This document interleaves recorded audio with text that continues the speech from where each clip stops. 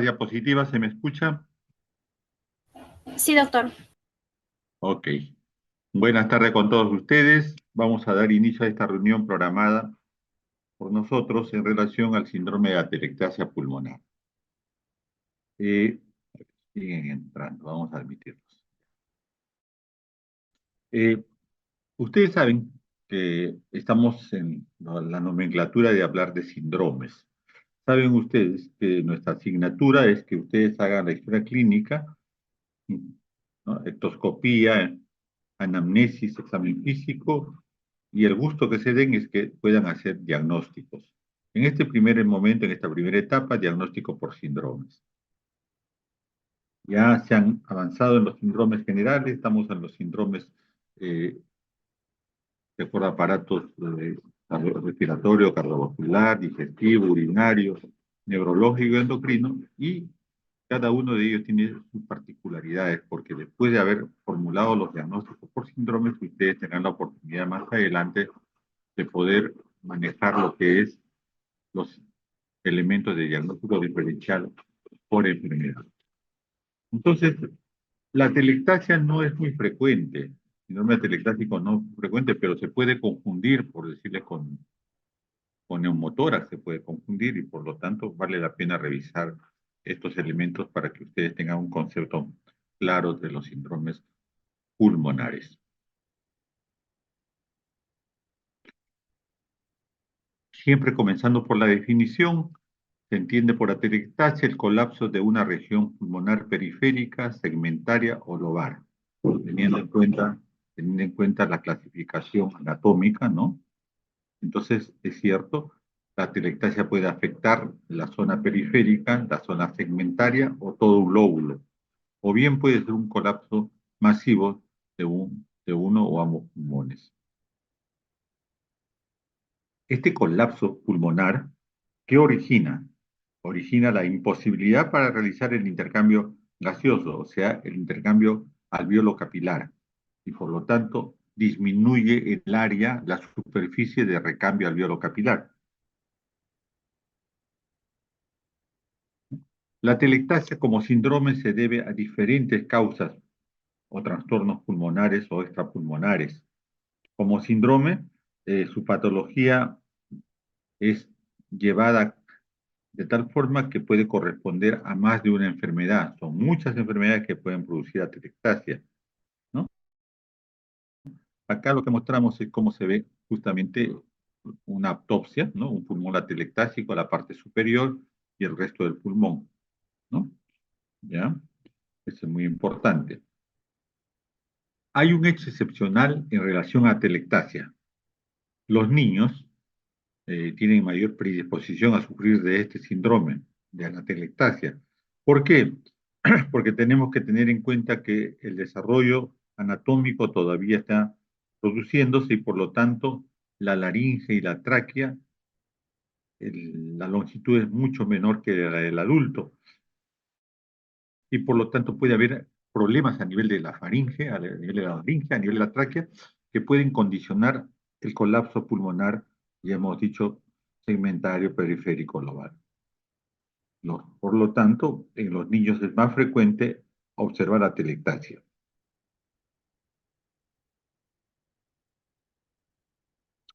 Como hemos repetido ya que la atelectasia se debe a múltiples enfermedades, pues bien, acá tienen un cuadrito, qué elementos pueden producir atelectasia y un cuadrito al que hace una clasificación.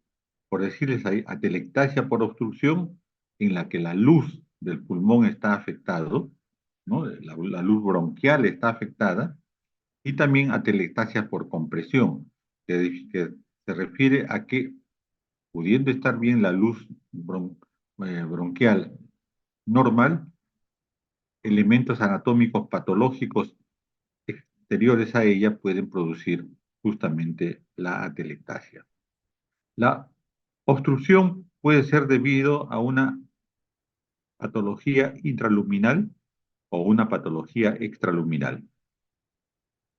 La intraluminal, un cuerpo extraño, un elemento, esto es más frecuente en niños, puede ser un cuerpo extraño, una alberja, una haba, un tornillo, una tuerca, un borrador, lo que esté al alcance del niño puede producir justamente una pérdida de la luz bronquial y producir atelectasia.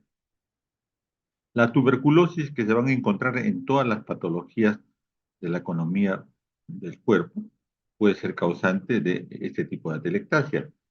Los tapones mucosos, secreciones que se producen en forma filante en la mucosa bronquial puede producir atelectasia y con ello llevar a una fibrosis quística, a unas bronquiectasias, a un acceso pulmonar, a una bronquiolitis, esto último en niños, la laringotraqueobronquitis aguda también en niños, y el asma bronquial, producto de un espasmo, o puede deberse a como secuela de una operación quirúrgica al tórax. Y finalmente las neumonías o neumonitis. Esto mismo que estamos conversando desde el punto de vista intraluminal puede suceder extraluminal, ¿no? Ustedes saben que los procesos infecciosos agudos pueden afectar cualquier parte del tejido y por lo tanto también extraluminal la tuberculosis, las malformaciones vasculares, esto es los anillos vasculares con aneurismas, tumores mediastínicos, por elementos que justamente producen una compresión directa o malformaciones congénitas. También la telectasia, si hablamos desde el punto de vista de la compresión, puede deberse a neumotórax, a derrame pleural, estos dos primeros síndromes que se están revisando diariamente en las prácticas, tumores intratorácicos, neumotacele, esto es elementos que a tensión pueden producir obstrucción y por lo tanto comprimir el bronquio, las adenopatías, tumores adenopáticos, malformaciones congénitas. Puede deberse a un problema de atelexasia adhesiva. Esto hay que estudiarlo juntamente con los síndromes de dificultad respiratoria tipo 1, tipo 2, que seguramente ustedes van a revisar más adelante en esta semana, las próximas semanas. Y finalmente, las atelectasias que se suceden porque ha habido cirugías en el área torácica y que por diversos motivos producen contracción y cicatrización. La tuberculosis anteriormente, ahora ya es menos, se operaba. ¿Por qué? Porque se trataba de hacer un colapso para que el oxígeno no ingrese y los bacilos de Koch, que son oxígeno dependientes, se fueran del sector. La fibrosis pulmonar, ¿no? La fibrosis pulmonar, que es una secuela del que fuma, generalmente, o el que trabaja en minas, o el trabaja en zonas de alta polución ambiental, ¿no? La fibrosis pulmonar avanza en el tiempo, no es una enfermedad aguda de reciente proceso, siempre es un problema a largo plazo. La bronquiolitis infiltrantes, las displasias broncopulmonares, las personas de edad mayor están expuestas a los problemas neoplásicos, a la displasia, ¿no? Y puede deberse también a alteraciones de tipo neuromuscular, ¿no? La miastenia gravis afecta a los músculos, ¿no? Y por el estilo muchas enfermedades que pueden producir. Entonces, con ello lo que queremos decir que la atelectasia justamente es un gran problema secuencial a otros problemas sindrómicos o de enfermedad.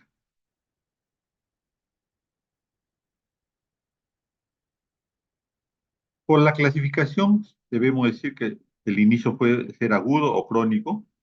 Cuando es agudo, es fácil buscar atelectasia porque es ruidosa, es con dolor, hay disnea, hay cianosis. En cambio, en la crónica, las atelectasias crónicas que han evolucionado silente, de forma silenciosa en el tiempo, pueden no producir síntomas evidentes.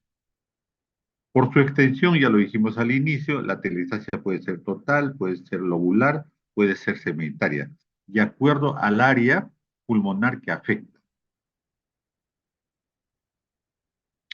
Les voy adelantando que las atelectasias, para hacer diagnóstico diferencial desde el punto de vista clínico, es lo que estamos haciendo, pero se confirma la atelectasia generalmente con una radiografía de tórax, una radiografía común, que no necesita tantos estudios, y podemos ver justamente cómo es el velamiento donde no aire existe, ¿no? Acá tienen una atelectasia total izquierda, en la parte, en la lámina izquierda donde estoy mostrando, y cómo es que cuando se soluciona el ingreso del aire a él mismo, puede estar en las vías de resolución o puede estar resuelto. Acá tiene una atelectasia derecha del lóbulo medio, solamente ha afectado un lóbulo, un segmento del lado derecho, ¿no? Puede haber en el mismo lado derecho solamente un segmento del lóbulo inferior derecho, ¿no? Nada más. Puede haber en relación a una neumonía, a un problema de condensación, también en el lado derecho, una atelectasia, ¿no? De la zona de un solo segmento. Las atelectasias segmentarias, que son las atelectasias pequeños, de áreas pequeñas, muchas veces no se pueden ver adecuadamente con una radiografía normal. Entonces, ahí sí necesitamos una tomografía que nos permita identificar en la parte segmentaria que ha sido tomada, en este caso vemos en el lóbulo medio, ¿no? Y hacer el tratamiento y hacer una forma evolutiva del problema. Solamente en casos de segmentos pequeños, en la cual a veces clínicamente no se observa nada, no hay disnea, no hay mayores problemas respiratorios, pero solamente hay un antecedente y de todas maneras nosotros queremos encontrar que no estemos ante un problema de una atelectasia pequeña, segmentaria. Entonces, en estos casos, la placa normal de tórax nos ayuda menos y necesitamos una tomografía.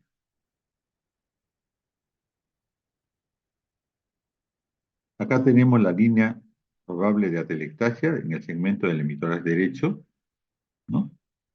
Igualmente. Pues bien, desde el punto de vista clínico, ¿no? Hay síntomas y hay signos. Eh, los síntomas que pueden haber en la atelectasia dependen fundamentalmente de dos factores. Que la evaluación de la enfermedad de base, una tuberculosis, un cáncer, una neumopatía aguda severa, un problema micótico. La enfermedad de fondo, de acuerdo a la clasificación que le hemos mostrado, dará por resultado la evolución de la telectasia y, por supuesto, su pronóstico. Otro elemento fundamentalmente necesario es saber la magnitud de la obstrucción, cuánto se ha obstruido, qué elementos anatómicos ha comprometido y, por lo tanto, los síntomas dependerán de ello. Si es segmentaria, pues muy poco. En cambio, si es lobular, pues total, la disnea es uno de los grandes problemas que tienen los pacientes, una insuficiencia respiratoria aguda, porque siempre la atelectasia, en la gran mayoría de casos es aguda, como hemos visto, cuando es crónica no hay síntomas, porque el paciente se acostumbra a vivir con el aire que le llega y por lo tanto es un deprimido competente respiratorio, pero solamente cuando hace ejercicio, si no, no. Entonces, todo esto es importante en la clínica, conocer los antecedentes. La tos, la disnea, el estridor laríngeo, el dolor torácico, ¿no? La cianosis, la hemoptisis, pudieran ser parte de un proceso, ¿no? Que produce una sobreinfección secundaria y que, lo que más nos llama la atención es la fiebre. En estos casos hay que hacer un diagnóstico diferencial de síndromes con otros que pueden existir, como es el neumotórax, como es el frote pleural, todos ellos que producen una disnea marcada. El desplazamiento mediastínico y los ruidos cardíacos hacia el lado afectado se presenta en las atelectasias masivas.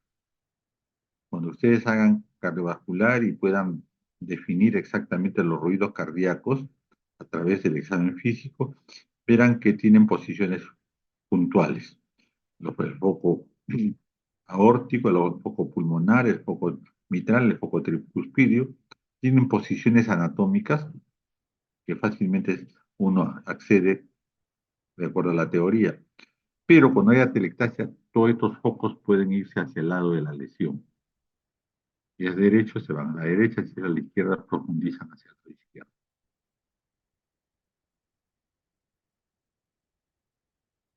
El diagnóstico de atelectasia, lógicamente, se inicia con lo que ustedes están estudiando.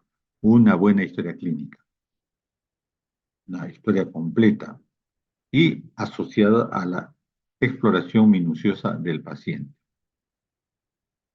¿Qué podemos encontrar en el examen físico? Hay una disminución del murmullo vesicular en el área periférica a la atelectasia, ¿no?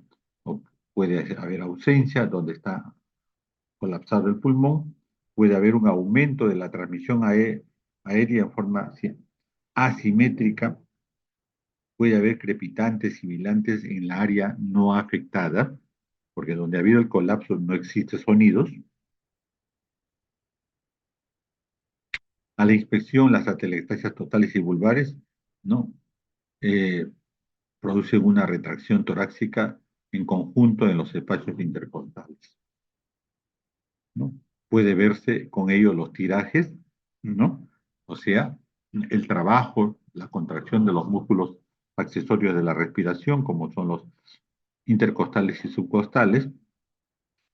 Si la telectasis en el lado superior, ¿no? En los niveles superiores, en el tercio superior, en la zona eh, apical o iliar, lógicamente, el tiraje será supraclavicular, ¿no?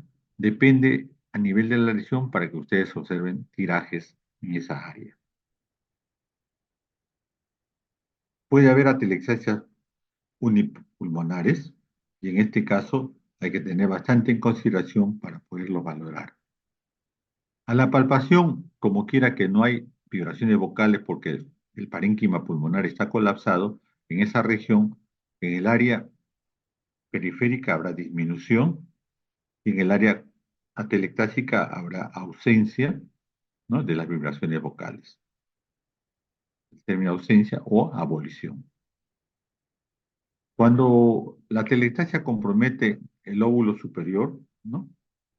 Lóbulo superior, tercio superior, ápice, entonces puede acompañarse de una desviación respiratoria de la tráquea, ¿no? No, a la hora de respirar sentirá que la tráquea se ha ido hacia un lado y por lo tanto, si hacemos la inspiración profunda, se notará que está hacia el lado afectado. Examen físico. En la percusión, igualmente, no hay parénquima, no hay ventilación y por lo tanto, a la percusión habrá una matidez, ¿no?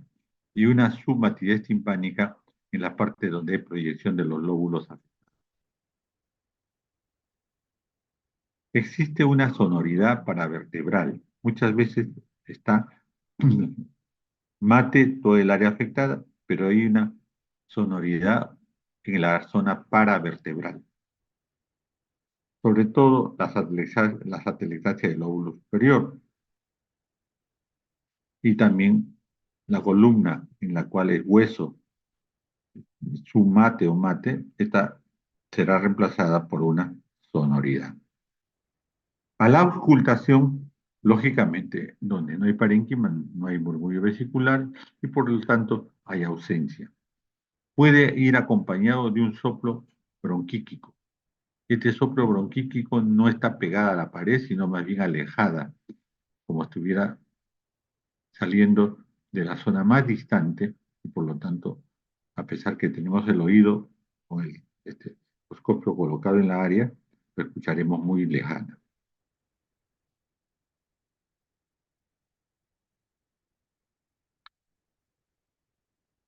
Cuando nosotros hablamos, en este caso, hablamos ya de elementos que estamos manejando en forma real, entonces hay que hablar del colapso. El colapso, en este caso, hay que saberlo localizar. Como decía, cualquier lóbulo o segmento puede tener colapso, ¿no? Pero los elementos estadísticos y evaluativos de un problema de atelectasia nos dicen que los lóbulos inferiores, tanto derecho como izquierdo, son los que colapsan con mayor frecuencia en las personas adultas. En los lactantes se sospecha de reflujo gastroesofágico, ¿no? Se ve un problema en la deglución y la focalización más frecuente es en el lóbulo superior derecho. Adultos, la zona más baja, los lóbulos inferiores. Niños lactantes, lóbulo superior derecho. Las técnicas confirmatorias, ya las he mencionado inicialmente, están en relación a las imágenes de una radiografía convencional, ¿no? En la cual aparecen las valoraciones. En este caso, para encontrar exactamente el nivel de selectasia de cuando sobre todo son lóbulos o segmentos pequeños, la radiografía lateral nos ayuda un montón, ¿no? La radiografía lateral nos ayuda un montón. Les decía los signos radiológicos, que no es una clase de radiología, pero quiera que el diagnóstico se hace con ayuda, el diagnóstico final se hace con radiología. Entonces hay que decir algunas cosas, ¿no? Que en la telectasia radiológicamente puede haber desplazamiento de las estructuras lobulares, puede haber pérdida de la irrigación en la zona afectada, puede acompañarse de signos bronquiales y vasculares, ¿no? Haciendo que la trama broncovascular no sea más acentuada, ¿no? Y puede muchas veces acompañarse del broncograma aéreo. Está en relación a las imágenes que ustedes en radiología van a volver a revisar. Los signos indirectos desde el punto de vista radiológico, resumimos, desplazamiento iliar, elevación diafragmática, desplazamiento de mediastino, estrecho, la luz, la separación de los espacios intercostales se van a observar como un estrechamiento en el lado del emitor afectado, ¿no? Y por lo tanto, muchas veces pudiéramos estar ante colapsos pulmonares importantes. Puede ir asociado a un enfisema compensador. El pulmón normal y adyacente a la zona colapsada puede hiperextenderse o hiperexpandirse. Esto es para llenar el espacio vacío que queda por el colapso anatómico. Se puede identificar radiológicamente el aumento de la transparencia. Y cuando hay colapsos masivos, la hiperinsuflación, ¿no? Tiene lugar en el pulmón contralateral, o sea, en el pulmón que está respirando normalmente, hay un aumento de la hipersuflación, ¿no? Y por lo tanto, puede desviarse el tabique mediastínico hacia el lado de la lesión. ¿Mm? Ahí tienen ustedes radiografía anteroposterior del tórax, ¿no? En la lateral se ve que la lesión es anterior, ¿no? Son lóbulos anteriores, miren ustedes, los afectados, ¿no? Lado es derecho.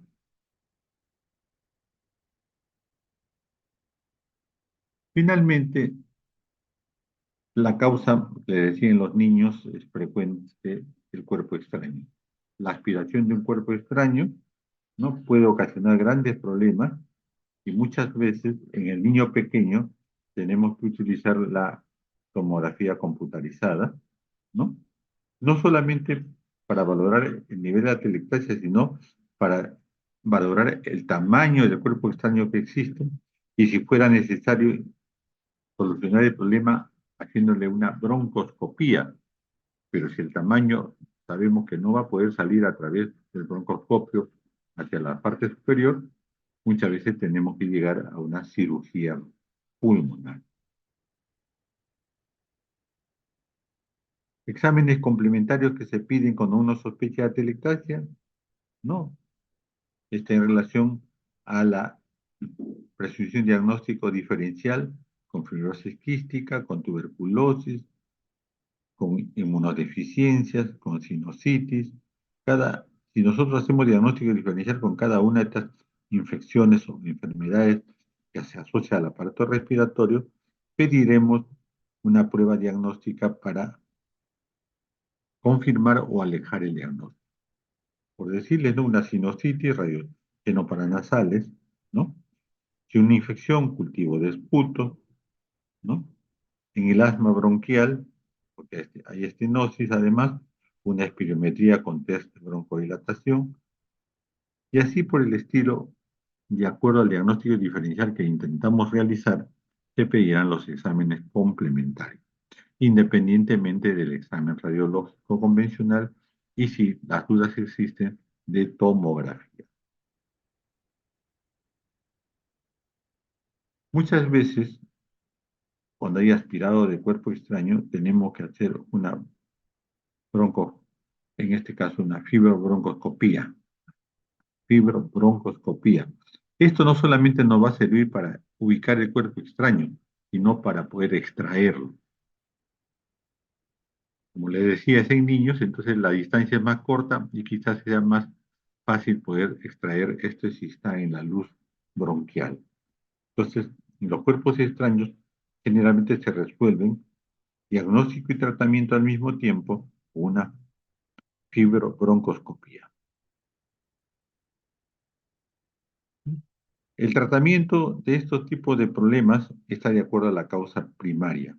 Ya hemos quedado que son diferentes causas que producen en forma secundaria este síndrome. Entonces, el tratamiento final, el tratamiento de manejo final, es de acuerdo al problema que lo ocasiona.